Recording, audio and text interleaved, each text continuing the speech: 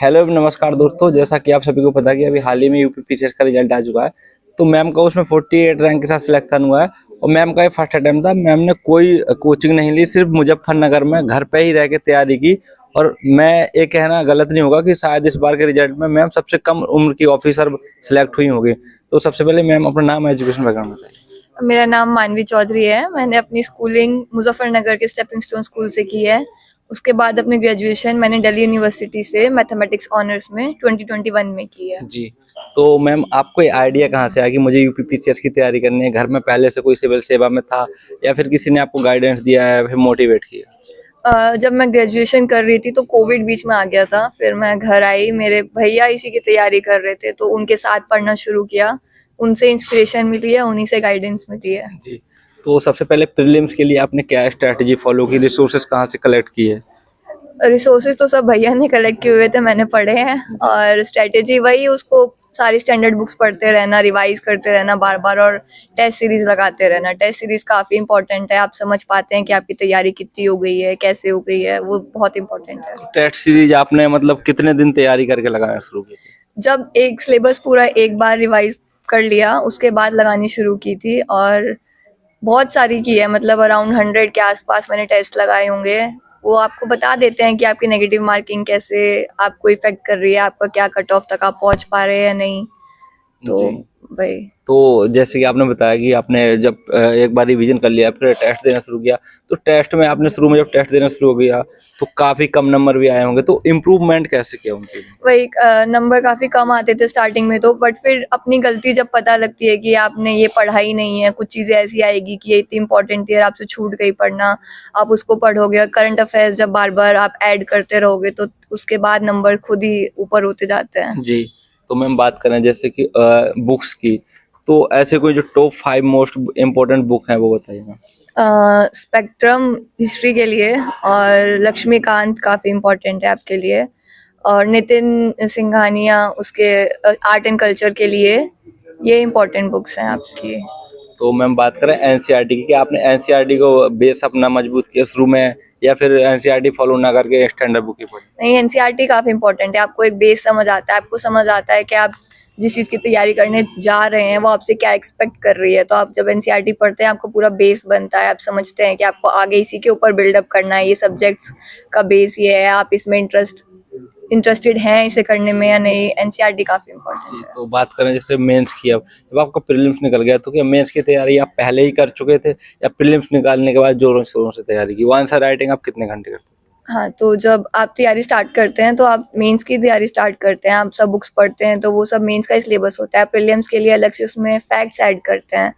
और जब प्री हो जाता है उसके बाद आप क्वेश्चंस लिखना शुरू करते हैं। पहले एक आधा लिखा होता है बट इतना ज़्यादा ध्यान नहीं दिया जाता जी। पहले ना।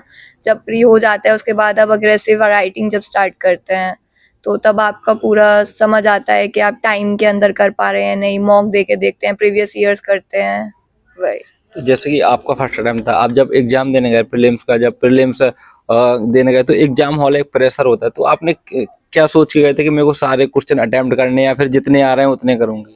नहीं, मैंने जब टेस्ट दिए थे तो वो टेस्ट देते देते मैं समझ गई थी कि मुझे अराउंड 110 अटेम्प्ट करने पड़ेंगे, जो मैं अपनी नेगेटिव एफिशिएंसी के हिसाब से कि नेगेटिव मार्किंग के बाद भी मैं 90 प्लस कर जाऊं स्कोर। तो मैंने वही 110 के आसपास 111 के करीब क्वेश्चन अटेम्प्ट किए थे। किस टाइप से आपने क्वेश्चन अटेम्प्ट किए? जो पहले सबसे ज्यादा आ रहे तो उनको अटेम्प्ट किया है, फिर लाइन से आपने क्वेश्चन? नहीं, वही जो आप उसमें राउंड चलते हैं, पहला राउंड जिसमें आप बिल्कुल श्योर है आपने वो कर दिए सारे, अराउंड 80-90 के आसपास वो हो जाते हैं। फिर आपको जिनमें थोड़ा बहुत डाउट है, दो जो ऑप्शंस है उनमें थोड़ा डाउट है, आप वो कैलकुलेटेड रिस्क लेना चाहते हैं।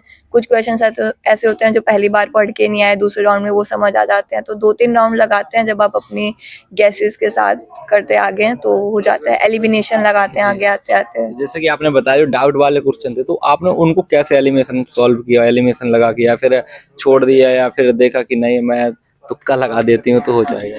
नहीं, एक तो जो कुछ होते हैं जिनका कुछ पता ही नहीं है आपको, ऐसे भी क्वेश्चन आएंगे आपको उनके बारे में कुछ नहीं पता है, वो तो छूने भी नहीं चाहिए क्योंकि आप बहुत ही बड़ा रिस्क ले रहे हैं, नेगेटिव मार्किंग है आपकी। एक होता है जिसमें आप 2 ऑप्शंस में थोड़े कंफ्यूज्ड हैं, वो 2 ऑप्शन वाला रिस्क आप फिर भी लेना चाहेंगे अगर आप अपने टारगेट तक नहीं पहुंच पा रहे हैं 110 तक, और वो भी कहीं ना कहीं आपने पढ़ा होता है, आपके सबकॉन्शियस माइंड में होता है, आपका अंदर से गट बोल रहा होता है कि ये हो सकता है, तो आप वो वाला रिस्क सिर्फ ले सकते हैं। बाकी उससे बड़ा रिस्क लेने में कोई फायदा नहीं है, आप नेगेटिव कर लेंगे अपने तो स्कोर को। मेंस के लिए आप आंसर राइटिंग कितने घंटे करते हैं? मेंस के लिए मैं ज़्यादा आंसर राइटिंग तो नहीं कर पाई क्योंकि मेरा पहला ही अटेम्प्ट था और सब कुछ समझना, गाइडेंस ज़्यादा कुछ नहीं थी मेंस के लिए, तो खुद से सब कुछ ऐसे नोट्स बनाना, और कुछ सब्जेक्ट्स ऐसे होते हैं जो आप पढ़ ही नहीं पाते हैं प्री से पहले, इंटरनेशनल रिलेशंस हो गया या फिर एथिक्स वगैरह, वो सब बाद में जब पढ़े। टाइम कम था, 3-4 मंथ्स ही होते हैं काफ़ी, तो टाइम ज़्यादा नहीं दिया, बट हाँ थोड़े बहुत मॉक लगाए थे मैंने। वही 2-3 घंटे का तो एक मॉक देते ही हैं आप, वही दिन में एक मॉक भी दे देते हैं तो काफी हो जाता है। जैसे कि कुछ लोग क्या करते हैं, प्रीलिम्स निकलने के बाद इंटरव्यू के लिए दिल्ली चले जाते हैं या फिर ऑनलाइन ही कोचिंग ले लें ताकि हम आंसर राइटिंग करें, तो वो चेक हो कॉपी तो हमें बताएं कहाँ गलती है। तो आपने आपकी कॉपी वगैरह चेक कौन करता था? जैसे आपने आंसर राइटिंग करी तो क्या मैं सही लिख रही हूँ या गलत रख रही हूँ, तो कैसे आप उसको है? हाँ, ये मैंने एक ऑनलाइन लिया था जहाँ पे मैंने मॉक दिए थे, बट मैं उसके भी सारे मॉक नहीं दे पाई थी, 2-3 ही मॉक दे पाई थी। वो उनसे चेक करा के मैं समझ गई थी कि मैं किस तरह से स्कोर कर पा रही हूँ, लिखने का तरीका मेरा सही है नहीं, बस मैंने वही समझा था और उसके बाद तो फिर खुद से ही किया है। सही किया है सारा। तो जब आप इंटरव्यू देने गए तो इंटरव्यू में पहली बार ही गए होंगे तो उन्होंने काफ़ी चीज़ें पूछी होंगी, तो सबसे ज़्यादा आपसे डेप्थ से पूछे या किस बेस पे क्वेश्चन? मुझसे ज़्यादा सिचुएशन बेस्ड क्वेश्चन पूछे गए कि आप ऐसे ऑफिसर बना दिए जाते हैं तो आप उस सिचुएशन में क्या करेंगे, ऐसे में क्या करेंगे, और विमेन एम्पावरमेंट पे काफ़ी कुछ पूछा गया मुझसे। काफ़ी लंबा इंटरव्यू चला मेरा, 30 मिनट्स के आसपास।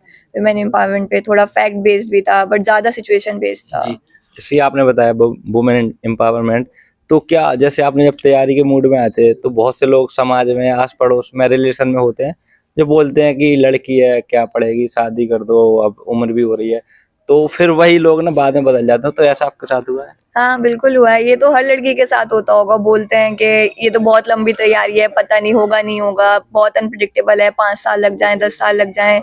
सब रिश्तेदार तो बोलते ही हैं शादी कर दो, अभी कुछ साल में करनी है, अभी कर दो, क्या ही पैसे लगा रहे हो, बाहर क्यों भेज रहे हो पढ़ने के लिए। ग्रेजुएशन के लिए जब मैं गई थी तब भी यही बोला था कि घर ही रह लेगी, यहीं से ही पढ़ लेगी, बट हाँ वो सब बदल जाता है जिस दिन आप वो अचीव कर लेते हैं, जिस दिन उस लिस्ट में आपका नाम होता है, सब बदल जाते हैं, रिश्तेदार सब कुछ तो बदल जाता ऐसे में है। आप पेरेंट्स को क्या मैसेज देना चाहेंगे, जो गर्ल्स के पेरेंट्स हैं जो नहीं भेजते बाहर, लड़कियां पढ़ने में भी तेज होती हैं लेकिन वही है कि समाज की वजह से नहीं? वही मैं यही कहूंगी कि जो बच्चा होता है उसको सिर्फ अपने पेरेंट्स का सपोर्ट चाहिए। मुझे पता था कि कोई भी रिलेटिव कुछ भी बोल रहा है, मेरे पीछे मेरी फैमिली जो है, मम्मी, भैया, दादी, वो मुझे इतना ज़्यादा सपोर्ट करते थे, उन्हीं के सपोर्ट से मैं आगे बढ़ पाई हूँ। और जब मैं देखती थी ना कि वो अगर मेरे को आगे बढ़ा रहे हैं तो मैं नहीं करूँगी तो गलत हो जाएगा काफ़ी, तो एक फैमिली जब तक सपोर्ट नहीं करेगी तो बच्चा स्ट्रेसलेस होकर पढ़ ही नहीं पाएगा। उसको ये एक पिलर की तरह चाहिए अपनी फैमिली का सपोर्ट। तो अभी हाल में जो 17 तारीख को प्रीलिम्स होने वाला है तो अभी तो काफी कम टाइम बचा है, तो उनको क्या पढ़ना चाहिए, ऐसा इस टाइम पे क्या मैसेज देंगे? उनको इस टाइम पे सिर्फ रिवाइज करते रहना चाहिए जो वो पढ़ चुके हैं, क्योंकि नया ऐड करने का अभी टाइम भी नहीं है। जो आप पढ़ चुके हो उसको सिर्फ रिवाइज करो और करंट पे अपडेटेड रहो बस। और टेस्ट लगा सकते हो तो लगाओ, अगर लगा लिए हैं तो अपनी गलतियां जो हैं उनको देख के सीखो बस। जैसे कि आपने रिवीजन की बात करी, तो आपका रिवीजन साइकिल कैसा रहता है, डेली, मंथली, वीकली? और आपने इसके लिए शॉर्ट नोट बनाए थे, रिवीजन के लिए नहीं बनाए? नहीं, मैंने प्रीलिम्स के लिए मैंने शॉर्ट नोट्स बनाए थे, फैक्ट बेस्ड जो होते हैं। मेंस के लिए मैं नहीं बना पाई थी क्योंकि टाइम की थोड़ी कमी थी मेरे पास। और रिवीजन तो ये है, मैं ऐसे डेली तो नहीं कर पाती थी, वीक के एंड पे कर लिया, हर संडे को कर लिया, या फिर जब आपका सब्जेक्ट पूरा हो गया तब आपने पूरा सब्जेक्ट एक बार में रिवाइज कर लिया। मैं ऐसे करना ज़्यादा प्रेफर करती थी। Okay ma'am, thank you. Thank you.